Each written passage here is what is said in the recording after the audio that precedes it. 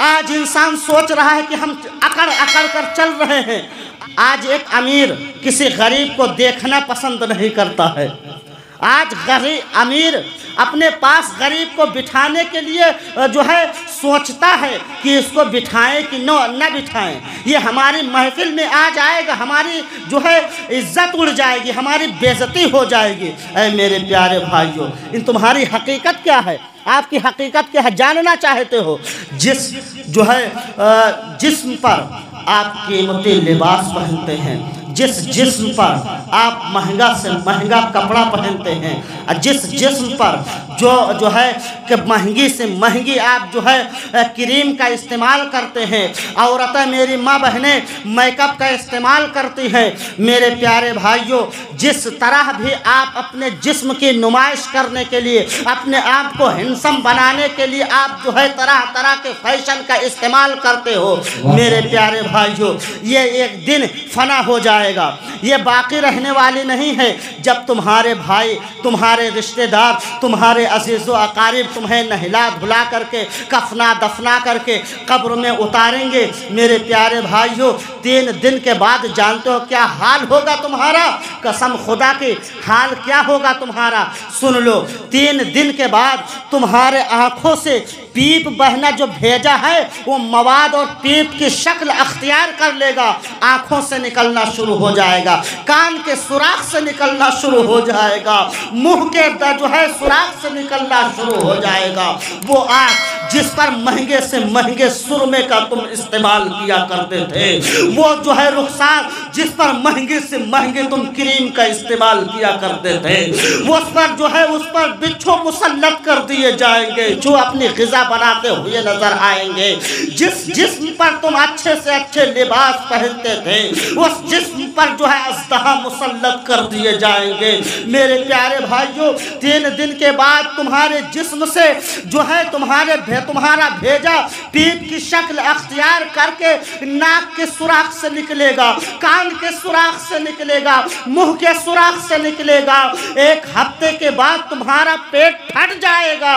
ऐ मेरे प्यारे भाइयों, उस पेट में जो महंगे से महंगे जो है ग़िज़ा का इंतज़ाम करते थे, महंगे से महंगे खाने का जो है इंटरनेशनल खाने का इंतज़ाम करते थे, वो पेट फट जाएगा 1 हफ्ता के बाद। अब बताइए, तुम्हारे जिस्म को कीड़े खा रहे हैं। 40 दिन के बाद तुम्हारा ढांचा खत्म हो जाएगा, सिर्फ हड्डियां बचेंगी। उन हड्डियों की क्या कीमत लगाते हो आज बताओ? लेकिन अगर उस जो है कब्र के अजाब से बचना है तो मेरे प्यारे भाइयों, खुदा को राजी करना होगा।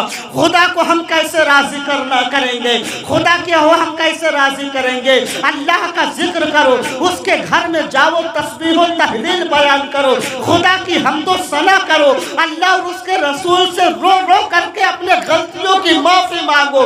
कसम खुदा की, आज वो खुदा तुम्हारे तौबे का इंतजार कर रहा है। जो जिस खुदा ने तुम्हें पैदा किया है, उस खुदा तुम्हारे तौबे का इंतजार कर रहा है। अगर तुम तौबा करके खुदा की बारगाह में सरबा सुजूद हो जाओगे, मेरे प्यारे भाइयों, ये सारे तुम्हारे खतरात खत्म हो जाएंगे, अल्लाह तुमसे राज़ी हो जाएगा। और जिससे अल्लाह खुश हो जाता है उसका कफन भी मैला नहीं होता है, उसका कफन भी मैला नहीं होता है। अगर दुनियादार को खुश करना चाहते हो तो अमीरों के कदमों में झुक जाओ, अगर अल्लाह को खुश करना चाहते हो तो घर में झुक जाओ। अगर दुनियादार को खुश करना चाहते हो तो अमीरों का कदम अख्तियार कर लो, अगर अल्लाह को खुश करना चाहते हो तो उसका घर अख्तियार कर लो। मेरे प्यारे भाइयों, नमाज़ें, आज हम नमाजों से दूर हैं, आज हमारी मस्जिदें वीरान पड़ी हैं। मस्जिदों के लिए हम जंग कर रहे हैं, मस्जिदों के लिए हम लड़ाई कर रहे हैं। बताइए, जब मस्जिदें हम ऐसी क्या करेंगे? जब उसमें नमाज पढ़ने वाले नमाजी नहीं होंगे तो हम मस्जिदें लेकर के हजरत क्या करेंगे? आज रोज FIR होती है, आज ये मुसलमान बंद हो गया, कल वो मुसलमान बंद हो गया, आज यहाँ 10 लोग गिरफ्तार हो गए, वहाँ 10 लोग गिरफ्तार हो गए। ऐ मेरे प्यारे भाइयों, किस वजह से? मस्जिदों के झगड़े की वजह से। अगर उस मस्जिदों का हाल पूछा जाए तो कसम खुदा की अगर पूछा जाए वहाँ मुस्लिम आबादी कितनी है, कहेंगे 200-250-300 घर हैं। और पूछो नमाजी कितने हैं, तो क्या कहेंगे 5 आदमी। 200-250-300 घर में 2-250-3 आदमी नमाजी। बताइए, अगर आप किसी को दावत दें, अगर आपकी दावत में वो ना पहुँचे, आपके दावत पे वो ना पहुँचे, तो आप उससे नाराज़ होंगे। सबसे बड़ा मुद्दा बता दे, अगर दामाद को ससुराल वाले बुला ले और अगर दामाद अकेले पहुंच गया और बेटिया को लेकर के नहीं गया, तो समझ लो उसकी खैरियत नहीं है। सही है कि गलत कह रहे हैं? खैरियत नहीं है। इतना दामाद से खफा हो जाएंगे कि अब कुछ पूछो ना। सास वो मुँह फुलाए बैठी है, ससुर वो भाई सलाम कर ले, भाई सलाम, ऐसा करते हैं। यही होता है ना, सब मुँह फुलाए इधर उधर, ऐसा लग रहा है कि गुब्बारा फूट गया है। तो है मेरे प्यारे भाइयों, तो अगर आप अपने दामाद से नाराज़ हो सकते हैं, अगर आप रिश्तेदार को अपने दावत दें, अगर वो रिश्तेदार से आप नाराज़ हो सकते हैं, तो आप सोचिए जिस घर से दिन में 5 मरतबा हैया अलल सलाह हैया अलल फलाह की सदाएं बुलंद की जाती हैं, हैया अलल सलाह हैया अलल फलाह की सदाएं बुलंद की जाती हैं, उस घर में अगर आप न पहुँचे तो क्या अल्लाह आपसे नाराज़ नहीं होगा? नहीं होगा। फिर भी अल्लाह का एहसान नहीं जानते हो? अल्लाह का एहसान है कि आपको रिस्क दे रहा है। और ससुराल अगर वाइफ को लेकर के न जाओ तो ससुराल वाले तेल का पैसा नहीं देंगे, देंगे नहीं देंगे। अगर 1000 देना है तो 200 में काम चला देंगे। और मेरे प्यारे भाइयों, लेकिन खुदा की रहमत पर कुर्बान जाइए, उस खुदा वहदहु ला शरीक की रहमत पर कुर्बान जाइए। आपको अल्लाह के घर से दिन में 5 मरतबा हैया अलल सलाह हैया अलल फलाह की सदाएं बुलंद की जाती है। 5 टाइम आपको अल्लाह ताला के घर से दावत दी जाती है, फिर भी अल्लाह की बारगाह में आप नहीं जाते हैं।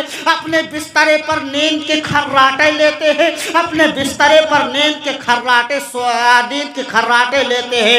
गरम गरम नरम नरम बिस्तरों को अपने आप आराम गाह बनाए हुए हैं। मस्जिद का अकेले इमाम अजान पढ़ करके 2-3 लोगों के साथ नमाजें पढ़ता हुआ नजर आ रहा है। लेकिन जब आप सुबह सवेरे जाते हैं तो आप अच्छा खासा पैसा कमा करके आते हैं, आप अच्छा खासा, आपको अल्लाह ताला दिन भर में रिस्क देता है। तो क्या अल्लाह की रहमत हमारे लिए है कि नहीं है? अल्लाह की हम नाफरमानियों पर नाफरमानियां करते जा रहे हैं, फिर भी अल्लाह ताला हमें रिस्क दे रहा है, फिर भी हमें दुनिया के जो है दुनिया के तख्तो ताज से जो है सरफराज कर रहा है। दुनिया की हुक्मरानी हमारे कदमों में डाल रहा है, दुनिया की कामयाबी हमारे कदमों में डाल रहा है। लेकिन हम अल्लाह की जो है इबादत से बेखबर हैं, बेखबरी की नींद हम सो रहे हैं, बेखबरी की जो है खर्राटे हम ले रहे हैं। ऐ मेरे प्यारे भाइयों, जब अल्लाह तबारक व तआला आपको दुनिया के तमाम तरह की नेमतों से माला माल कर रहा है, तो अल्लाह का एहसान हमारे इस पे नहीं है। अगर दुनियादार को खुश करना चाहते हो तो अल्लाह तबारक व तआला की रिज़ा नहीं पाओगे, तो दुनियादार को खुश करके अपना ठिकाना जहन्नम बना लो। अगर अल्लाह को राज़ी करना चाहते हो तो उसकी रिज़ा हासिल करो। दुनियादार को खुश करना है, दुनियादार को खुश करने के लिए मुस्कुराना पड़ता है, दुनियादार को खुश करने के लिए मुस्कुराना पड़ता है, और अल्लाह को खुश करने के लिए उसके बारगाह में रोना पड़ता है। तो अगर अल्लाह को खुश करना चाहते हो तो मेरे प्यारे भाइयों उसके घर में रोवो, गिड़गिड़ाओ, अपने गुनाहों की माफ़ी मांगो, इंशाअल्लाह।